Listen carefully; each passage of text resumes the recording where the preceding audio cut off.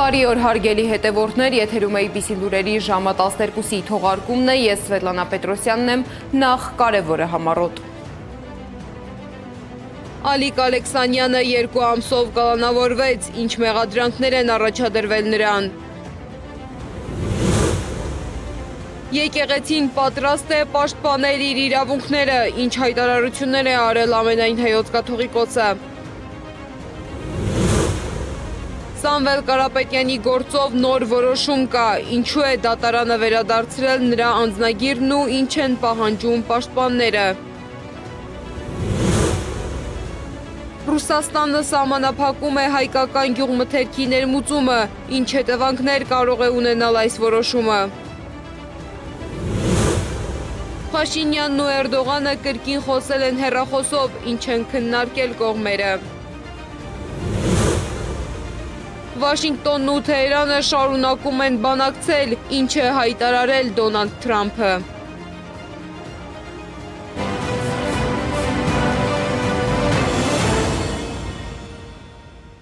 Ընտրությանն ընդառաջ իրավապահների ուշադրության կենտրոնում է Ուժեղ Հայաստան կուսակցությունը։ Կուսակցության աջակից Մերձևով ազգային արժեքների պահպանություն ՀԿ-ի հիմնադիր Ալիկ Ալեքսանյանին 2 ամսով կալանավորել են։ Նրան մեղադրում են բազմաթիվ անձանց նյութապես շահագրգռելու և առանձնապես խոշոր չափի փողերի լվացման համար։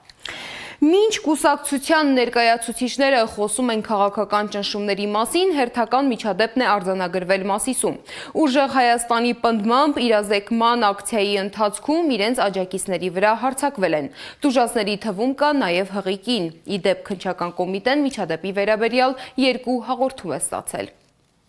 12,000 դրամով, 7-րդ, բուժաշխատողների և ուսուցիչների աշխատավարձի բարձրացում, տարեկան 25% մարզերում, 20% Երևանում, 8-րդ, 0% ծայրահեղ աղքատություն Հայաստանում, 9-րդ, գործնականում անվճար բարձրագույն կրթություն ուսանողների համար, 10-րդ, տարեկան 1000 բնակարան զինծառայողների համար, 50% զեղչով, 11-րդ, կարգետային զինծառայողների հավասար ամսական 40,000 դրամ, 12-րդ, $1 միլիարդ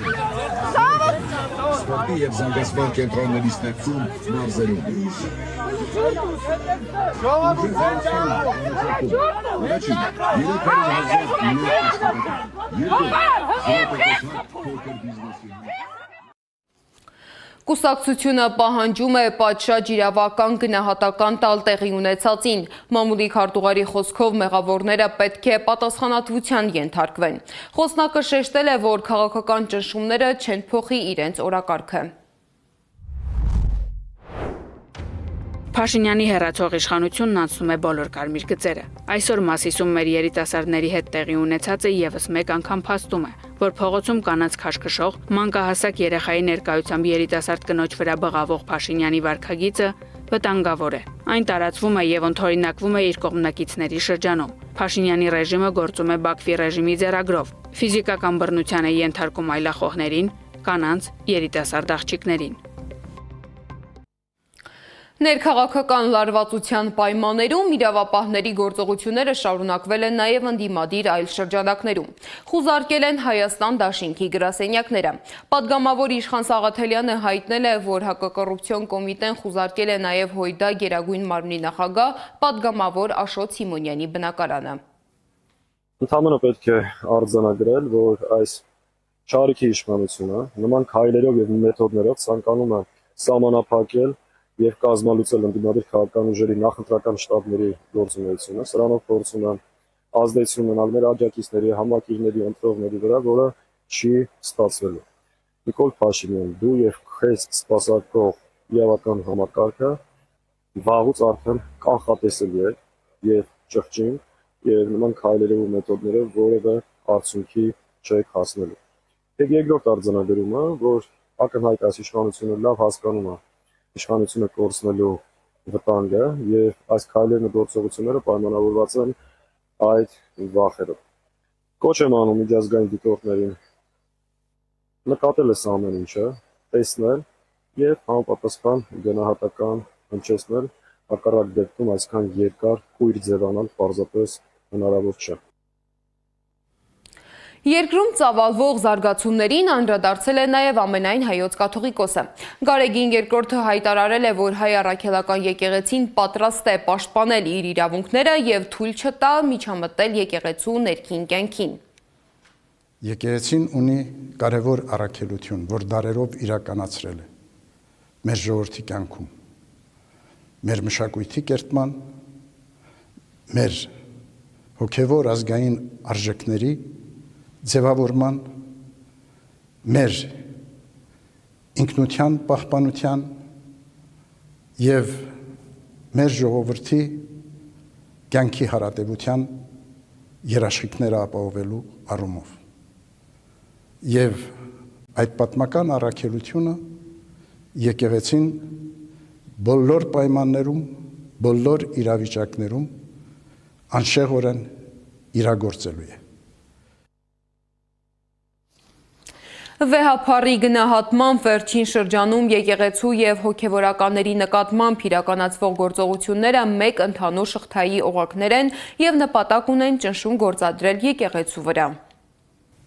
Այդքան դյուրին չէ հայոց հայրապետին հրաժարական պարտադրել։ Եկեղեցին ունի իր կանոնական սկզբունքները եւ հայոց հայրապետի պաշտոնազրկումը ենթակա չէ որևէ իշխանության, որևէ անձի եւ կառույցի տնօրինման։ Եթե հարցեր կան ընդդեմ հայոց հայրապետի կամ որևէ եկեղեցականի, այդ հարցերը քննարկվում են համապատասխան ատյաններում եւ կայացվում են համապատասխան որոշումներ։ Գարեգին II անդրադարձել է նաև Բագրատ Սրբազանի դեմ առաջադրված մեղադրանքներին, դրանք անվանելով անհիմն։ Նրա խոսքով Տավուշի սահմանազատման գործընթացի ընթացքում Սրբազանի գործողությունը պայմանավորված էր ժողովրդի կողքին լինելու եւ քաղաքացիների իրավունքները պաշտպանելու անհրաժեշտությամբ։ Հետո շարժումը որոշակի փոփոխություններ կրեց եւ Բագրատ Սրբազանը քաղաքական գործընթացների մեջ մտավ։ Այդ պահին մենք կասեցրեցինք իր հոգևոր գործունեությունը։ Հետո արդեն տեղի ունեցավ ձերբակալությունը Բագրատ Սրբազանի։ Բայց այն մեղադրանքները, որ Բագրատ Սրբազանի նկատմամբ առաջադրվում է, անհիմն են։ Իսկ եկեղեցուն պաշտպանելու կոչերից հետո կալանավորված գործարար Սամվել Կարապետյանի գործով նոր զարգացում կա։ Դատարանը նրան վերադարձրել է անձնագիրը, որպեսզի կարողանա մասնակցել հունիսի 7-ի ընտրությանը։ Միաժամանակ պաշտպանները պահանջում են դադարեցնել քրեական հետապնդումը։ Հիշեցնեմ, որ Սամվել Կարապետյանը այժմ տնային կալանքի տակ է։ Եթե ներքաղաքական օրակարգում ուշադրության կենտրոնում են կալանավորումներն ու խուզարկությունները, ապա տնտեսական դաշտում գլխավոր թեման դարձել է Հայաստանից Ռուսաստան արտահանվող գյուղմթերքի սահմանափակումը։ Մոսկվան այսօրվանից արգելել է մի շարք ապրանքների ներմուծումը, պատճառաբանելով կարանտինային վերահսկողության խնդիրները։ Այս որոշումն առաջին հերթին անհանգստացում է գյուղացիներին ու արտադրողներին։ Մինչ իշխանությունը խոսում է նոր շուկաներ գտնելու հնարավորության մասին, հազարավոր մարդիկ փորձում են հասկանալ, ինչպես մթեր են արդեն հասունացած բերքը։ Գյուղացիների հետ զրուցել է իմ գործընկեր Սեդա Գյուրեխյանը։ Երկու ուսանող ունի Վոլոդյան։ Ամբողջ տարվա եկամուտը կեռասի իր այգիներից է ստանում, բայց այս տարի այլընտրանքային շուկայի վրա է հույսը դրել։ Տեղյակ է, որ Ռուսաստանը արգելել է կորիզավոր մրգերի արտահանումը, որոշել է Վրաստան դուրս բերել։ Տվել եմ, անցած տարել ենք տվել, նախանցածին էլ, եսա վաղվանից էլ։ Արաքսի ջրերից են սնուցվում հասունանուն Վոլոդյայի կեռասները։ Տարեկան ստացվող 2-3 տոննա բերքը միայն վրացական շուկայի համար շատ է։ Նախորդ տարիներին կեռասի հիմնական շուկան Վրաստանից զատ Ռուսաստանն է եղել, բայց ստեղծված պայմաններում Վոլոդյան որոշել է իր արտադրանքը նաև ներքին շուկայում վաճառել։ Այստեղ էլ ծառացել է լճացման վտանգը։ Դե եթե լճանակը թողենք ծառերի վրա, ոչ էլ կհավաքենք։ Թող դառնա չամիջ։ Ափսոս չի պետք։ Դե հիմա ինչ անենք։ Մարդուց ափսոս ոչ մի բան չկա։ Մտավախություն ունի գյուղացին, հետ չի բերելու այն ահռելի գումարը, որ ներդրել է ծառերի խնամքի ու պարարտացման համար։ Հա, դուրս գալը դուրս կգա, պրոստո մենք եկամուտ չենք ունենա էդի։ Իսկ լճացումն արդեն սկսվել է։ Սահմանից հետ եկող բեռնատարների պատճառով ելակն օրինակ շուկայում գրեթե կրկնակի էժանացել է։ Ջերմոցում լոլիկ եւ ելակ աճեցնողը ահազանգում է։ Իրանական շուկայից ներկրվող բանջարեղենից բացի մրցակցային շուկա է դուրս եկել բեռնատարներով ետ բերվող ապրանքը։ Եթե Ռուսաստան չի եթեմ, այդ մեծ ջերմոցատերերը, այդ է խնդիրը։ Այսինքն լճացում ալին։ Դա բա ինչ անում։ Շուկայում ելակ վաճառողն ասում է, խոշորը վաճառում են 1000, իսկ մանրը 600-ից 700 դրամով։ Գինն էժանացել է գրեթե կրկնակի։ Դա լավ է սպառողի համար, բայց արտադրող գյուղացին միլիոնների վնաս է ունենում։ Գյուղացին մեղ կային, որ ասում են, մեղ կա իսկականից։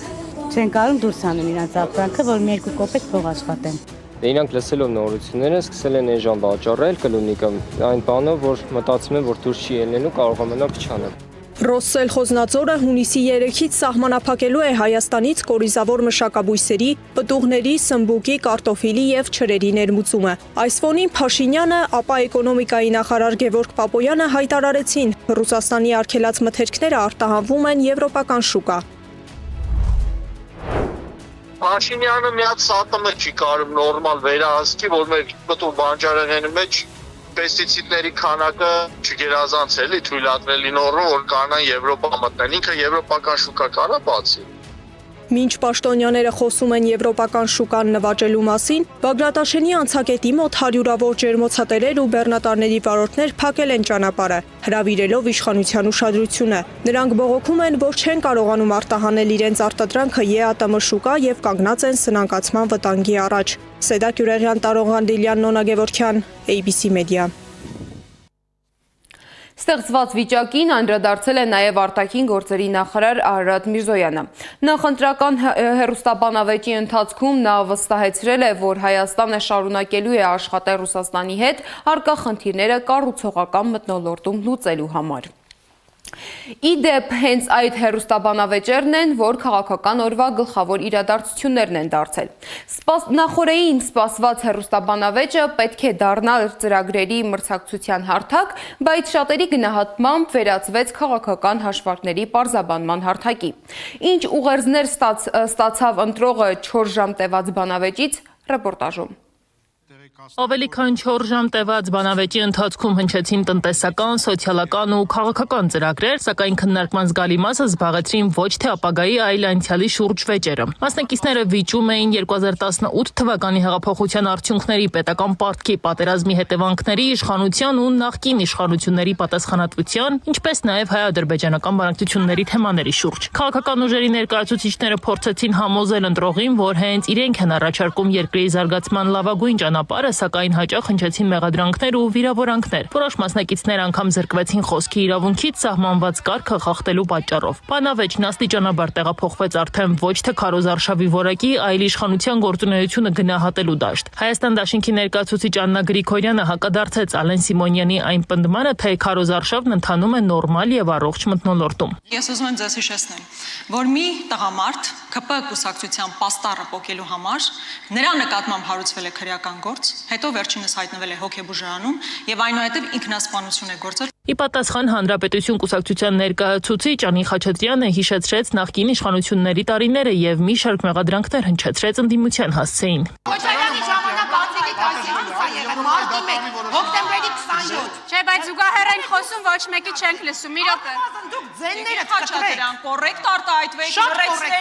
հաջորդ փորձը ես կանեմ արդեն։ Քննարկման հաջորդ առանցքը դարձավ 2018 թվականից հետո Հայաստանի անցած ճանապարհի գնահատականը։ Հայազգային կոնգրեսի ներկայացուցիչ Արամ Մանուկյանը գործընկերներին առաջարկեց չխոսել ու հարց չուղղել Ալեն Սիմոնյանին։ Գործընկերներից խնդրում եմ գայթակղությանը չտրվել եւ հարց չտալ Ալեն Մալեն, հարց մի տվեք իրանց։ Դուք դրանով իշխանությանը հարց մի տվեք։ Սա դառնում է իշխանության ասուլիսը։ Նիկոլ Փաշինյանի երբեմնի նախկին թիմակից Գևորգ Գորգիսյանի գնահատմամբ հեղափոխությունից հետո հին բարքերին փոխարինելու եկան նոր դեմքով հին բարքերը։ Այսինքն մենք ունենք հին օլիգարխներ, հիմա ունենք նոր օլիգարխներ, ունենք հին թալանչիներ, հիմա ունենք նոր թալանչիներ, եւ այս ամենը բացարձակ հեռու է ժողովրդավարական ազատական արժեքներից, որի դավանողն ենք մենք։ Լարվածությունը նոր թափ ստացավ, երբ Արամ Մանուկյանը խոսեց պետական պարտքի աճի մասին, նշելով, որ 2018 թվականին Հայաստանի արտաքին պարտքը մոտ 7 միլիարդ դոլար էր, իսկ այսօր արդեն կրկնակիից ավելի է։ Դիտարկումը դժգոհություն առաջացրեց Ալեն Սիմոնյանի մոտ եւ կողմերը փոխադարձ մեղադրանքների անցան։ Մի ընդհատեք խնդրում եմ, Չէ, ես կարող եմ ընդհատել, որովհետեւ իմ ժամանակն է, ձեր իշխանության վերջին չէր։ Ասեք ձեր իշխանության քննարկման ժամանակը։ Հա հիմա Ձեր իշխանության վերջին չէր, պարոն Վերջին նախադասություն կարող եմ ավարտել։ Խնդրեմ, պարոն Մանուկյան, ես հարգանքով եմ մոտենում ձեզ եւ կոչ եմ անում դուք մնացած մասնակիցներին հարգանքով մոտենալ։ Ուրիշ կերպ չեք էլ կարող մոտենալ։ Այս մթնոլորտում Ալեն Սիմոնյանը կրկնեց նաև Նիկոլ Փաշինյանի հայտնի թեզերից մեկը, թե Լևոն Տեր-Պետրոսյանն ամենահայտնի դաշնակցականն է, մինչդեռ Արամ Մանուկյանը խոսում էր Հայաստանի առջև ծառացած անվտանգային խնդիրների եւ կրճատված սահմանների մասին։ Ձեր կերպարը սրա մեջ է, ձեր կերպարը նայեք։ Սա Հայաստանի Սա իրական Հայաստանն է։ Սա Հայաստանի ցեց ընկած քարտեզն է։ 230 Շատ է, պարոն, երկխոսության չվերացեք։ Ինչի չճանաչեցիք Լեռնային Ղարաբաղը։ Հայաստանը Երկխոսության չճանաչեցիք Լեռնային Ղարաբաղը։ Այս տարեք ձեր պատից կտրեք ու ասեք։ Չճանաչեցիք Լեռնային Ղարաբաղը։ Դիքնագեր Վարնակ, վերջ, մի րոպե, ներողություն։ Չէ, զուգահեռ խոսում։ Տարված խոսակցությունից հետո Արման Աբովյանը զրկվեց խոսքի իրավունքից, քիչ անց նույն ճակատագրին արժանացավ նաև Դավիթ Անանյանը կրկին Հմայակ Հովհաննիսյանի հետ վիճաբանության ընթացքում սահմանված կանոնները խախտելու համար։ Բանավեճի ընթացքում պարբերաբար վերադառնում էին նաև Հայաստանի նորագույն պատմության ամենացավոտ թեմաներից մի քանիսը։ Հանրապետություն կուսակցության ներկայացուցիչ Անի Խաչատրյանը կրկին անդրադարձավ հոկտեմբերի 27-ի ահաբեկչությանը, ինչին ի պատասխան Աննա Գրիգորյանը կոչ արեց հնարավորինս կոռեկտ ձևակերպումներ օգտագործել։ Տիկին Խաչատրյան, կոալիցիոն գործընկերը այստեղ կանգնած էր։ 8 տարի իշխանության են, բայց հարցերը հնչեցրեք։ 8 տարի չեք հարցնում, այդ հոկտեմբերի 27-ը ինչ եղավ։ Այսինքն ես ունեմ իշխանություն բացահայտելու եւ չեմ արել։ Այո, կարելի է հարցը հղել Աննայի, բայց վստահաբար Վարդապետյան։ Արամ Մանուկյանը հրապարակեց Ալեն Սիմոնյանի ավելի վաղ տված հարցազրույցներից մեկից մի հատված, ինչից հետո բանավեճը նորից լարվեց։ Աղդամ իմ հայրենիքն է, բառացի եմ արտագրել։ Դա ինտերվյու չէ։ Հանգիստ եւ փողզիջման մասին խոսք գնալ չի կարող, փողզիջում բառը ընդհանրապես պետք է անվի մեր խոսակցական։ Մեր դժբախտությունները սկսվել է գիտեք երբ 19 թվականին այս մարտիկ մերժեցին երանախագահության 3 գերտերությունների առաջարկը։ Իսկ ամենասուր հակասությունները ծագեցին հայ-ադրբեջանական բանակցությունների այսպես կոչված արևմտյան Ադրբեջանի թեմայի շուրջ։ Իշխանության ներկայացուցիչ ընդդիմադիր գործչին մեղադրում էր ռուսամետության համար ու հետաքրքրվում ռուսական լրատվական գործակալությունում աշխատելու համար, ինչքան աշխատավարձ է ստանում, սակայն հարցի պատասխանը կամ չէր հետաքրքրում, կամ չէր լսում։ Գագիկ Շարուկյանը, Բայց ասացիք, պարոն Սիմոնյան։ Ալո, ես դե եմ։ Ռուսերենի մի անցեք, մեկա կթարգմանեմ։ Էդի ալոն ռուսերեն չի։ Խորանամ ես։ Լավ, պարոն Աբովյան, ըստեյության ժամանակ չկա։ Խնդրեմ։ Պարոն Ղազարյան, ձեր ձայն չեն տվել լրություն։ Տիկին Խաչատրյան։ Աննա Գրիգորյանն էլ իշխանության ներկայացուցչին հարց ուղեց. կա արդյոք մի պահանջ, որը Բաքուն ներկայացրել է եւ Երևանը չի կատարել։ Ալեն Սիմոնյանը չհամաձայնեց այդ ձևակերպման հետ, սակայն հարցն արդեն դարձել էր բանավեճի առանցքային թեմաներից մեկը, քանի որ ակամայից կարծես խոստովանություն հնչեց։ Բոլոր պահանջները իրականացրել եք։ Հենց հիմա համարացության փոփոխությունը իր պահանջով չի։ Ասում եք արել եք, մի հատ։ Ասեմ, Գորիս Կապան ճանապարհը, Կապան ճակատեն ճանապարհը։ Դա մեր պահանջն է, դա մեր պահանջ։ Այո, մեր պահանջն է, ճանապարհ հանձնելը մեր պահանջն է։ Լսեք, ճանապարհ հանձնել չի, դա սահման վեր հանել է։ 4 ժամ տևած բանավեճից հետո ընտրողը լսեց ամեն ինչ դավաճանության, նախկինների, ներկաների, պարտության, պարտքի, ռուսամետության ու ադրբեջանցիների վերադարձի մասին։ Միայն թե այդ ամբողջ աղմուկի մեջ երբեմն դժվար էր հասկանալ, թե ով ինչ ծրագրով է պատրաստվում ղեկավարել երկիրը առաջիկա տարիներին։ Իսկ թե ինչ հետևություններ արեց ընտրողն այս բանավեճից, պարզ կլինի հունիսի 7-ին ընտրատեղամասում։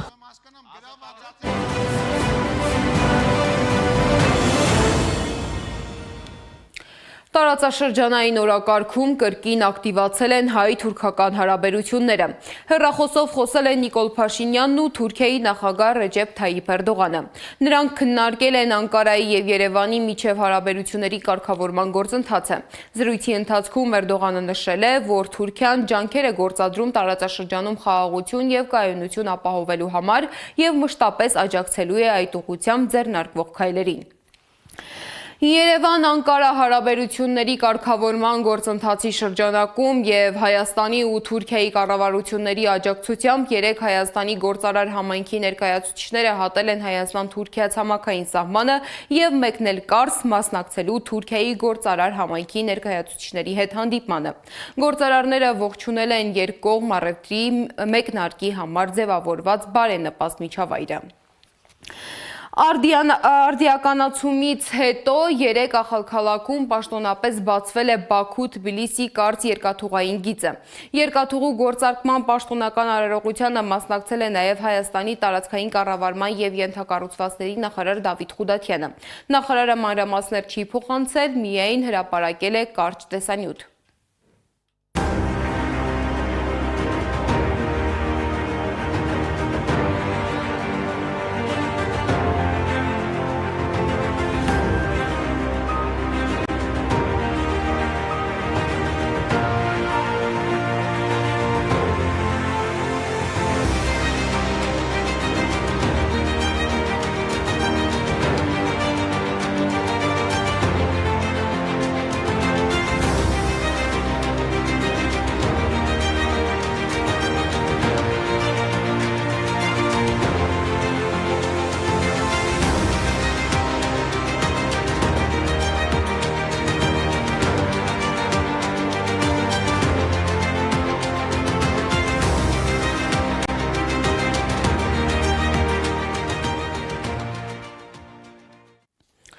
Ինչպես հասկացաք, տարիներ շարունակ քննարկվող երկաթուղային նախագիծն արդեն պաշտոնապես շահագործման է հանձնվել։ Վրաստանի վարչապետ Իրակլի Կոբախիձեի խոսքով ամբողջ հզորությամբ աշխատելու դեպքում երկաթուղին տարեկան մինչև 5 միլիոն տոննա բեռ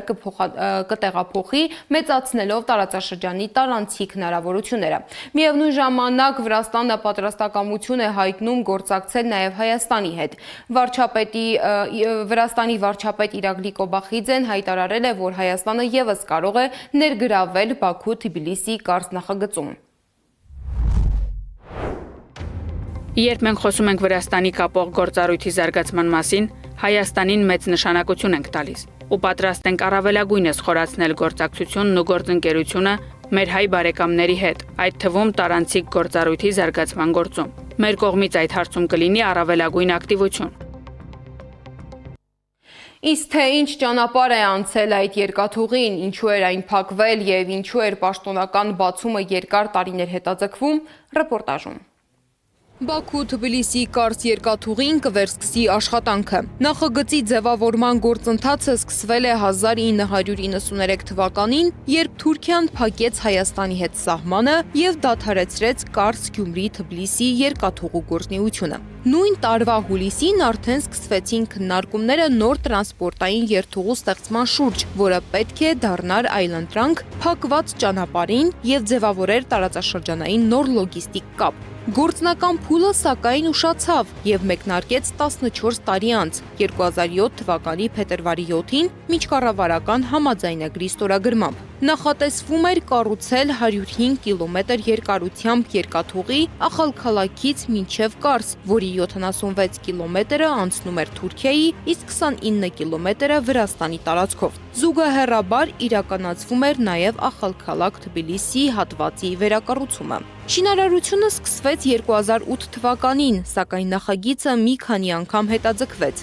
Սկզբում նախատեսվում էր այն ավարտին հասցնել 2010-ին, ապա ժամկետները տեղափոխվեցին 2013, 2015 և 2016 թվականներ։ 2014-ին հայտարարվեց, որ աշխատանքները մոտ 83%-ով ավարտված են, իսկ 2016-ին վերջնական ավարտի ժամկետ սահմանվեց 2017 թվականը։ Նախագծի ընդհանուր արժեքը սկզբում գնահատվում էր 422 միլիոն դոլար, սակայն հետագայում այն գերազանցեց 600 միլիոն դոլարը։ Ֆինանսական բեռը հիմնականում կիսեցին Ադրբեջանն ու Թուրքիան, իսկ Վրաստանը ծրագրի իրականացումը ապահովեց Ադրբեջանի տրամադրած արտոնյալ վարկի միջոցով։ Ադրբեջանը նաև իր միջոցներով վերակառուցեց Մարնեուլի Ախալքալաք հատվածը։ 10 տարվա աշխատանքներից հետո 2017 թվականի հոկտեմբերի 30-ին Բաքվում պաշտոնապես բացվեց Բաքու-Թբիլիսի կարճ երկաթուղին 3 երկրների ղեկավարների մասնակցությամբ։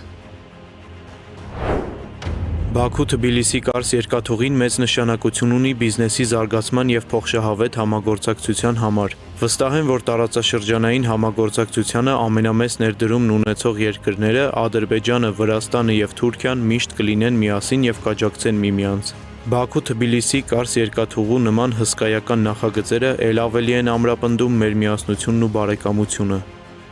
Բաքու-Թբիլիսի կարս երկաթուղու միջազգային ուղևորափոխադրումների մեկնարկը նախատեսվել էր 2020 թվականին։ Դա էլ բազմիցս հետաձգվեց։ Ուղևորափոխադրման մեկնարկի պաշտոնական արարողությունը տեղի կունենա այսօր աղաքալակի կայարանում։ Ըստ ադրբեջանական լրատվամիջոցների արարողությանը կմասնակցեն Ադրբեջանի, Վրաստանի եւ Թուրքիայի պաշտոնյաները։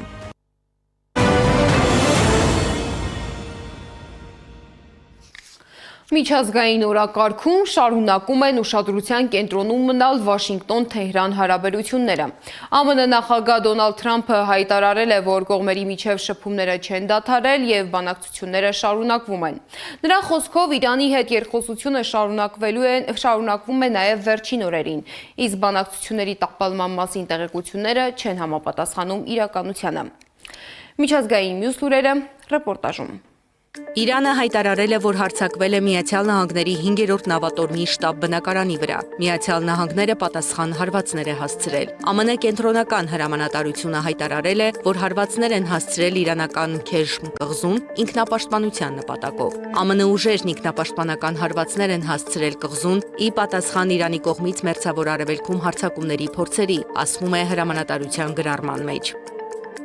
Մենք ամենահզոր երկիրն ենք, ունենք ամենամեծ տնտեսությունը, երբևէ գոյություն ունեցած ամենահզոր բանակը։ Մեր դոլարը մնում է աշխարհի պահուստային առույթը, հայտարարել է Միացյալ Նահանգների պետքարտուղար Մարկո Ռուբիոն։ Մենք չենք կարող ունենալ մի աշխարհ, որտեղ նեղուցներով կարող են անցնել միայն իրանական նավերը, ասել է նա։ Եթե նրանք փակելու են նեղուցները բոլորի համար, մենք էլ կփակենք նեղուցները նրանց համար, ասել է Միացյալ Նահանգների պետքարտուղարը։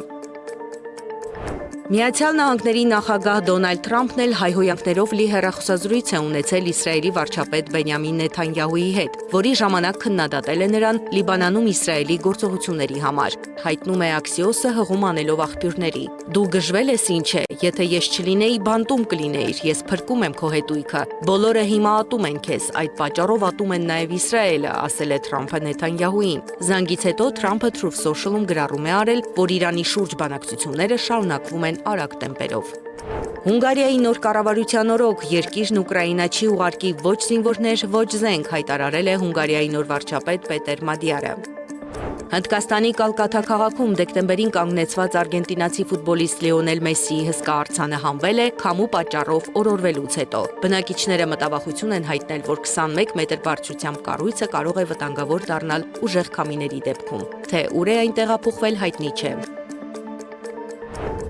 Հնագետները Նորվեգիայի ափերի մոտ 18-րդ դարի կեսին խորտակված նավից հայտնաբերել են չինական ճենապակու հավաքածու եւ եվրոպական տարբեր ապրանքներ։